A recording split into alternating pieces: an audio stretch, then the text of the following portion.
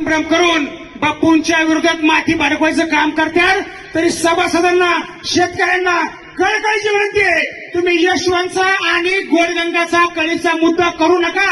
लोकप्रतिनिधी का आणि 100% त्या ठिकाणी शिरूर हवेली विधानसभा मध्ये हा गोडगंगा सहकारी साखर कारखाना परत चालू करण्याची धमक जर कोण असेल ते फक्त अशोक बापू पवारांचे ते आणि महाविकास आघाडीचं सरकार या ठिकाणी राज्यात येणारच आहे.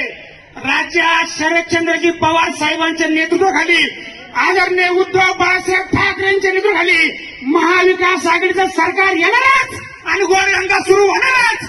त्याच्यामुळे कुठेही शेतकऱ्यांनी त्या ठिकाणी मनात शंका किंतु परंतु आणू नका.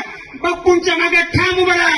या ठिकाणी शिरूर मधून तुम्ही फक्त आम्हाला टिकू द्यायचं काम करा. हवेलीमधून 25,000चं लीड घेऊन आम्ही शिरूरला आम्ही धडकणार आहे. आणि खऱ्या अर्थाने 1-2 मुद्दे फक्त सांगतो. आता 2 मिनिटाची वेळ दिली फक्त, बघू दे आता काय राहिले.